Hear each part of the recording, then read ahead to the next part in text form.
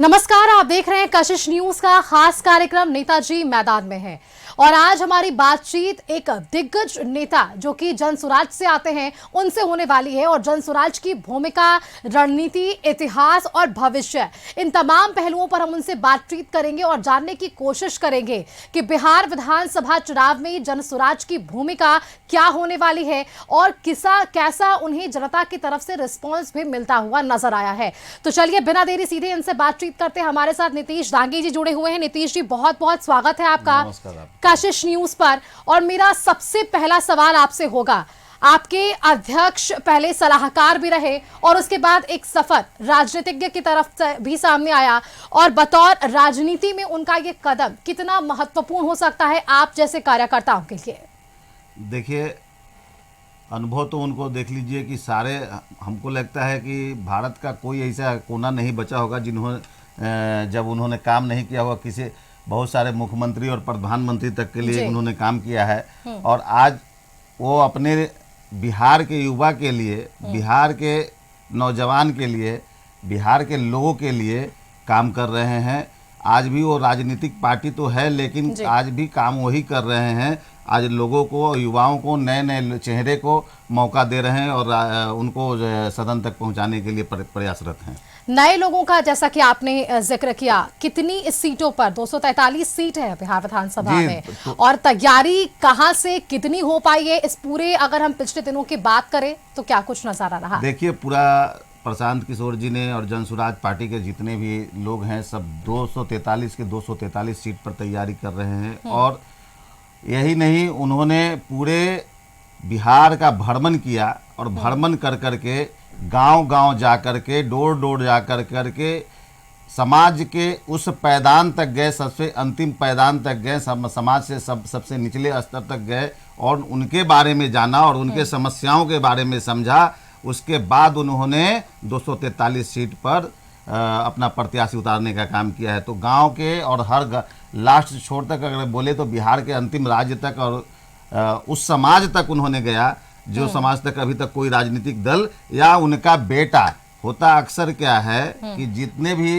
राजनीति में आप देख लीजिएगा कि विधायक का बेटा विधायक और विधायक का पोता मंत्री, तो वो क्या होते हैं, सोना का चम्मच लेकर के पैदा होते हैं और उनको समाज के अंतिम पौदान के लोगों तक जाने का मौका नहीं मिलता और न जाते हैं। और न जाने के कारण है कि उनकी समस्याओं को नहीं समझ पाते हैं, उनके विचार को नहीं समझ पाते हैं, उनके नली गली और उनके घर से अवगत नहीं हो पाते हैं। तो उनको समस्या पता नहीं है, वो रोड पर बैठ करके सर्वे कर लेते हैं और वो समझ लेते हैं कि बस यही सुंदर सा बिहार है, और अपने घर के अगल बगल के छवि को देख करके लोगों की समस्या को समझ नहीं सकते। बिल्कुल, देखिए दावेदारी पूरी है और दमखम के साथ आपने तैयारियां भी की। पिछली बार कई यात्राओं पर निकले थे प्रशांत किशोर।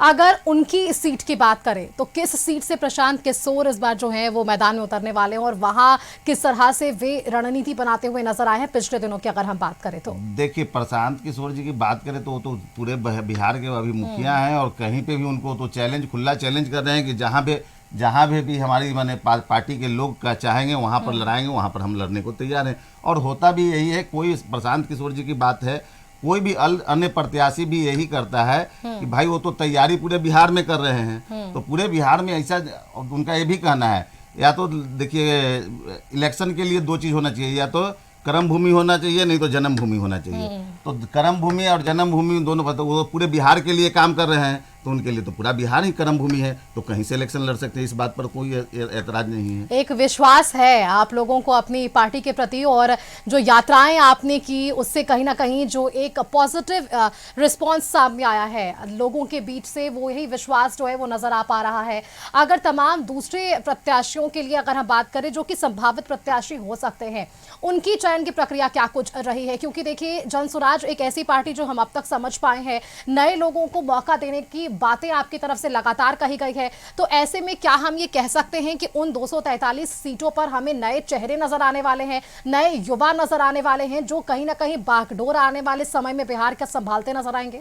देखिए, आपका सवाल बिल्कुल सही है। अभी तक जो पार्टियां हैं वो क्या कर रहे हैं कि आज तक देख लीजिए कि कहते हैं कि हीरो का बेटा हीरो होगा, विधायक का बेटा विधायक होगा, विधायक का पोता विधायक होगा। तो नए लोग के लिए वैकेंसी अलग पार्टियों में, जैसे जो भी क्षेत्रीय और नेशनल पार्टियां हैं, उसमें कहने का मतलब है कि नहीं, वैकेंसी तो है ही नहीं, क्योंकि ऑलरेडी एक नेता का 3 बेटा होता है और 2 बेटी होती है, 5 परिवार तो खुद हो जाते हैं, और 5 परिवार के बाद उनके बहू आ जाती है, उनका और भी लोग आ जाते हैं, उनका दामाद आ जाते हैं, तो सारे लोग मिल करके उनकी पार्टी, तो घर में जितना टिकट रहता है उनके लिए, तो नए लोग के लिए वैकेंसी है क्या यहाँ पूरे बिहार में पार्टी में। तो प्रशांत किशोर जी का जनसुराज पार्टी यही एक मैसेज दे रहा है कि 243 में 200 से ऊपर ज़्यादा सीट नए चेहरे रहेंगे, नए युवा रहेंगे, और जो शिक्षित रहेंगे, आपको आईएएस, आईपीएस, डॉक्टर, इंजीनियर, ऐसे सारे लोग इस पार्टी में मिलने वाले हैं। कोई ऐसा आदमी नहीं आपको मिलेगा जो गोलीदार हो, ठेकेदार हो, या रंगदार हो, या बालू का ठेकेदार हो। इस तरह के लोग नहीं मिलेंगे। जो भी उम्मीदवार मिलेंगे आपको, वो शिक्षित मिलेंगे, और कोई उन पर किसी तरह का क्लेम और ब्लेम नहीं रहेगा। तो नीतीश डांगे जी, आपसे बातचीत में मैं ये समझूं कि आप कहीं ना कहीं ये मान रहे हैं कि बिहार में राजनीति कहीं ना कहीं परिवारवाद और जातिवाद के अब भी इर्द गिर्द घूम रही है।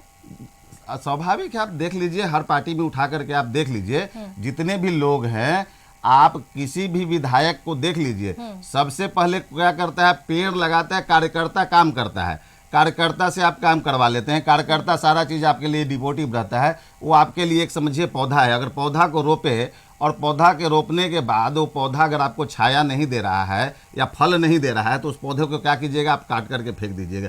इसी तरह से राजनीति में हो रहा है। अगर हम मेहनत कर रहे हैं, कार्यकर्ता मेहनत, उनका बेटा नहीं मेहनत करने जाता है क्षेत्र में, उनका बेटा, कोई भी विधायक का देख ले, बेटा क्षेत्र में नहीं जाएगा, बेटी क्षेत्र में नहीं जाएगी, लेकिन टिकट का बारी आएगा तो बेटा, बेटी और पुतों को मिलेगा। और देखिए, कार्यकर्ता क्या करता है, पूरा दिन धूप में क्षेत्र में काम करता है, काम करने के बाद उसको हाथ, जब परीक्षा का रिजल्ट का टाइम आता है तो उसको 0 दे दिया जाता है। तो कार्यकर्ता तो आज भी अपेक्षित है हर जगह और हर पार्टी में। यहाँ देखिए, इस पार्टी का क्या रीजन है, जो काम कर रहा है, जो कार्य, जो सही तरीके से लग रहा है कि जुझारू आप अपने क्षेत्र में काम, इनका बहुत सारा स्कैनिंग कमेटी है। आपके वर्क को पर डे, आपके वर्क को देखा जा रहा है, आप क्या कर रहे हैं क्षेत्र में, कितना देर समय दे रहे हैं क्षेत्र में। तो इस तरह एक समझिए कि यहाँ पे सिस्टम और रूल रेगुलेशन के साथ लोग काम कर रहे हैं। नीतीश डांगे जी, देखिए ना, आपके पार्टी पर एक आरोप भी लग रहा है इस बिहार विधानसभा चुनाव में, अगर हम बात करें तो कहीं ना कहीं ये आरोप है कि तीसरी पार्टी के तौर पर आप सामने तो आ रहे हैं, लेकिन 2 ऐसी प्रमुख पार्टियां हैं जिनका खेल बिगाड़ने की कोशिश भी, यानी कि हम जो आम बोलचाल भाषा में कहते हैं कि वोट काटने की कोशिश है, वो आप पर आरोप लग रहा है। देखिए, अभी तो कुछ भी कहेंगे, आरोप क्या लग रहा है। देखिए, हम सीधा सीधा बात कर रहे हैं, लोग को विकल्प चाहिए। आप दोनों से उब चुकी है, जो भी आप जो 2 पार्टियां की बात कर रहे हैं, वो दोनों पार्टी से लोग उब चुके हैं। कहते हैं ना कि ठग का ठग दोनों बने चचेरा भाई हो गए। अब आप इसको वोट दीजिए, चाहे उसको वोट दीजिए, उसको वोट दीजिए, मुखिया हम ही रहे, कुर्सी नहीं छोड़ेंगे, और बिहार का काम भी नहीं करेंगे। एक दूसरे को नाम बदनाम कर करके जनता का काम नहीं होना है। कभी आपको क्या बोलते हैं, उसमें फंसा देते हैं, मंदिर मस्जिद में फंसा देंगे, कभी वार में फंसा देंगे, कभी क्षेत्रीय मुद्दा ला, लेकिन कभी वो विकास की बात नहीं करेंगे। हर कोई कहता था इतना नौकरी आएगा, अगर मोदी जी आ जाएंगे तो इतना नौकरी आएगा, सिलेंडर सस्ता हो जाएगा, पेट्रोल आज इतनी दूर तक तो हम बात नहीं करना चाहते हैं, लेकिन फिर भी बात समझ लीजिए कि जब इलेक्शन आता है तब देखिए कि ये अनाउंसमेंट का पिटारा खुल जाता है। बिल्कुल, इसी से मैं एक अगला सवाल जोड़ लेती हूँ। लगातार सोशल मीडिया हैंडल एक्स पर पोस्ट सामने आ रहे हैं मुख्यमंत्री नीतीश कुमार के, मानदेय में बढ़ोतरी हो रही है, भत्ता में बढ़ोतरी हो रही है, मेट्रो स्टेशन की बातें कही जा रही है, विकास की तमाम गाथाएं लिखी जा रही है। इन विकास की जो योजनाएं हैं, जिनका उद्घाटन चुनाव से ठीक पहले हो रहा है, क्या इन्हें फ्रीबीज के तौर पर हम देखें? नहीं, देखिए, इसमें भी हम तो समझते हैं कि जनसुराज का ही जीत है। जैसा मैनिफेस्टो जनसुराज का है, अच्छा, उसको देख करके विपक्षी जो पार्टी है वो उसको देख करके आरजेडी भी लगा रही है। तेजस्वी यादव की तरफ से भी ये कहा गया कि जो भी चीजें हमारी मैनिफेस्टो में शामिल थी, वो सारी चीजें नीतीश कुमार अनाउंसमेंट कर रहे हैं, यानी कि वो कॉपी कर रहे हैं। तो आप देख लीजिए कि अभी आप तुरंत का मुद्दा ले लीजिए। अगर पेंशन की बात करते हैं तो पहले पेंशन 400 रुपये था, अभी 1100, अभी 1100 है। जैसे ही प्रशांत किशोर जी ने 2000 पेंशन की घोषणा की है, तो क्या कि आनन फानन में 1200 पेंशन कर दिए। एक पार्टी दूसरी पार्टी क्या करती है, माई बहन योजना चला देती है। तो इस तरह से सब कहने का मतलब है एक कॉपी करने का काम कर रहे हैं, विकास के नाम पर वही कर रहे हैं। कहीं कि इसमें देखिए जनता का तो भला हो रहा है, जनसुराज के आने से कुछ हो या नहीं हो, लोग का जनता का भला हो रहा है। कम से कम आज 1100-1200 पेंशन मिलने लगा आवाज उठाने की वजह से। आज कहीं ना कहीं देखिए आरक्षण में है। आज आप डोमिसाइल पर बात करेंगे तो वो भी एक मुद्दा था, तो वो भी मुद्दा पर आज डोमिसाइल पर भी नीचे आया है। लोग मैंने आरक्षण देने की बात की, बिहार के लोगों को नौकरी देने की बात की, कहीं ना कहीं रोजगार सृजन करने की लोग बात कर रहे हैं। अब तो बात कम से कम जनसुराज की बात लोग करने लगे, हर पार्टी ना कर रहे हैं, बिल्कुल कर रहे हैं। क्योंकि देखिए हम लोग भी जब फील्ड में जाते हैं नीतीश डांगे जी, तो वहां से एक जो रिस्पांस सामने आता है, लोग अगर नाम ले रहे हैं तो प्रशांत किशोर जी का नाम सामने तो आ रहा है। क्या लगता है जो एक आप लोगों का मुख्य विषय रहा, जिसने जनता के दिल में अपनी जगह बनाई, वो कौन से मुद्दे रहे होंगे जिस पर आप चुनावी वादा कर रहे हैं लेकिन उसे पूरा भी करिएगा चुनाव के देखिए, बाद? सबसे पहला मुद्दा जनसुराज पार्टी का और हमारे सूत्रधार प्रशांत किशोर जी का सबसे पहला शिक्षा पर जोर है। अगर शिक्षा बदलता है, शिक्षा की व्यवस्था बदलती है, तो बिहार का दशा और दिशा दोनों बदल जाएगा। उसके बाद है रोजगार की बात। रोजगार की बात है, जब अगर बिहार में रोजगार आएगा, अगर लोग शिक्षित होंगे, रोजगार होगा तो पलायन अपने आप रुक जाएगा। जो लोग बाहर जा रहे हैं 10 से 15 हजार कमाने के लिए और बिहारी के नाम पर गाली सुन रहे हैं, या अपने बीबी बच्चे बेटा बेटी और बूढ़े माँ बाप को छोड़ कर करके 10 से 15 हजार के नौकरी के लिए प्रदेश में जा रहे हैं, क्या उसमें यहाँ बिहार के युवाओं में इतना हुनर है कि दूसरे राज्य में जा कर के काम कर सकते हैं? तो क्या उस फैक्ट्री को वहाँ पर जाना बंद कर देंगे, ऑटोमेटिक वहाँ की फैक्ट्रियाँ बिहार में आके लगना शुरू हो जाएगा, क्योंकि वहाँ मजदूर की व्यवस्था दिक्कत होगी, मजदूर का दिक्कत होगा, फैक्ट्री अपने आप बिहार में लगना चालू हो जाएगा और यहाँ के लोग, हाँ, यहाँ के लोग को रोजगार मिलेगा। हम तो कहते हैं कि अगर हमारी सरकार बनी और हमारी सरकार को सत्ता अगर बहुमत में आए, तो हम लोग विदिन 1 महीना के अंदर में जो भी प्रवासी बाहर गए हुए हैं, एक मंत्रालय गठन कर करके उनको वापस बुलाने का काम करेंगे। यहाँ 10 से 15 हजार के रोजगार और नौकरी देने का काम करेंगे।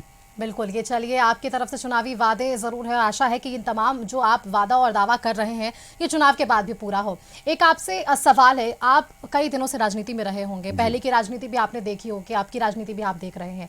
राजनीति के स्तर की जब हम बात कर रहे हैं, स्तर शब्द का इस्तेमाल मैं इसलिए कर रही हूं क्योंकि आज जो खुले मंच से या फिर सामने या पीछे जिस तरह से जाति सूचक शब्दों का इस्तेमाल हो रहा है, अपमानित करने के लिए ऐसे शब्दों का प्रयोग हो रहा है जो कहीं ना कहीं राजनीति के लिए स्तर कहीं ना कहीं नीचे गिराता हुआ नजर आ रहा है, इसे कैसे देखते हैं? देखिए, हम लोग राजनीति की बात नहीं, मैंने जाति की बात नहीं कर रहे हैं। हमारी पार्टी कहीं पे भी आपने देखा होगा एक ही बात कहा है कि अगर हमारा उम्मीदवार सही है, हमारा लोग आपके बीच जो जा रहे हैं उनका विजन सही है, विचार सही है, सोच सही है, तो आप उसको वोट दीजिए। और नहीं तो कहीं से भी लगता है कि हमको प्रत्याशी चुनने, प्रशांत जी क्लियर बोल रहे हैं कि प्रत्याशी चुनने में हमको कहीं भी भूल हुई है तो उनको वोट नहीं दीजिए और हमारे प्रत्याशी को हराने का काम भी कीजिए। हम कभी भी किसी को, हमने जो हमारे सूत्रधार जो उनका साफ कहना है कि हमारा जो प्रत्याशी होगा वो शिक्षित होगा, सुयोग होगा और अब जनता के बीच में उनके बातों को सुन करके उनके समस्याओं को जो निदान करने लायक है उसी प्रत्याशी को वोट दीजिए। चलिए, स्पष्ट आपकी तरफ से जो है वो साफ कहा गया कि क्या कुछ सूत्रधार के यानी कि आपके प्रशांत किशोर की तरफ से बातें कही गई है। एक आखिरी सवाल आपसे रहेगा, क्या आपको मैं एक संभावित प्रत्याशी के तौर पर देखूं? अगर मैं देखूं तो किस विधानसभा क्षेत्र से देखूं और वहां की जनता से और पूरे बिहार की जनता से जनसुराज के लिए आपकी क्या अपील रहेगी? आखिरी देखिए, हम अभी संभावित प्रत्याशी हैं गुरुआ विधानसभा 225 का संभावित प्रत्याशी हैं डॉक्टर नीतीश कुमार दांगी, और हम वहाँ पर या पूरे बिहार के लिए भी हम जब एक ही आवाज़ देना देते हैं कि देखिए, आप उस उम्मीदवार को चुनिए जो शिक्षित हो और आपके समाज में जा करके आपकी बातों को सदन तक रखने का काम कर सके, आपकी आवाज़ बन करके लोगों तक पहुंचाने का काम करे, जो आपके दुख सुख में आपके घर के, आपके गांव के, आपके प्रखंड के, आपके मोहल्ले के जो आपका दिक्कत हो, जो उनका समस्या को समझ सके और समझ करके उसको कराने में जो ये सफल हो, वैसे उम्मीदवार को चुनिए। और जो शिक्षा की बात करता हो, जो रोजगार की बात करता हो, जो महिलाओं की रोजगार की बात करता हो। आज देखिए, बिहार में हम फिर एक चीज़ हमको याद आ जाता है तो कहना पड़ता है, हम बहुत साल रहे हैं बाहर में, और बाहर में रहे हैं तो बाहर यानी हम बॉम्बे में बहुत साल रहे हैं। हमने देखा है कि हर घर में रोजगार होता है और घर का हर मेंबर काम करता है। बिहार में है, अगर एक घर में 5 मेंबर पकड़ लीजिए तो एक मेंबर को ठीक से रोजगार नहीं मिलता है, और वो 10 से 15 हज़ार की नौकरी के लिए 4 परिवार को छोड़ करके बाहर कमाने जा रहा है, या बिहार में रह करके उनको रोजगार नहीं मिल पा रहा है। तो एक आदमी कमाने वाला होगा, घर में 4 आदमी खाने वाला होगा, तो क्या वो घर का विकास होगा? क्या बिल्कुल नहीं होगा। अगर उस घर का विकास नहीं हो सकता है तो हम कैसे कह लें कि उस गांव का विकास होगा और उस राज्य का विकास होगा? वो राज्य आज तक इसीलिए पिछड़ा हुआ है। तो हम सबसे पहले ये बात कहते हैं कि प्रशिक्षण दीजिए गांव-गांव में, और प्रशिक्षण दे करके कौशल विकास के थ्रू प्रशिक्षण दे करके लोगों को जागृत कीजिए और उनको सस्ता ऋण मुहैया कराइए। अगर देखिए महिला को 5 लाख रुपया, अगर हमारे मैनिफेस्टो में हमारे प्रशांत की महिला को 5 लाख रुपया दे रहे हैं 4% इंटरेस्ट पर, तो एक घर में 5 लाख रुपया अगर 4% इंटरेस्ट पर आता है तो उनको अगर प्रशिक्षण दे करके कोई रोजगार दिया जाए तो वो कहने का मतलब बिल्कुल है दांगे जी, देखिए आपसे बातचीत करके मैं ये जरूर समझ पाई हूँ, शायद यही कारण जनता आपको पसंद भी कर रही है। जो आपका विजन है, जो आपने तैयारी की है कि आगे अगर आपको सत्ता मिलती है तो किस तरह से 5 सालों के लिए आपका क्या काम होगा, ये आपने बेहद ही बताया है सराहनीय तरीके से। बेहद शुक्रिया दांगे जी आपका हमारे साथ जुड़ने के लिए, और जनसुराज पार्टी की तरफ से अपने पूरे विचार को सामने रखने के लिए कि पार्टी ने अब तक किस तरह से पूरी तैयारी जमीनी स्तर पर की है और आगे भी ये तैयारी जारी रहेगी, और ना सिर्फ चुनाव के वक्त, चुनाव के बाद भी ये जनता के बीच ही रहेंगे। तो नेताजी मैदान में किस खास कार्य में हमारे साथ जनसुराज पार्टी से डॉक्टर नीतीश दांगे जी थे, जिन्होंने खुलकर अपने पक्ष को रखा। नमस्कार।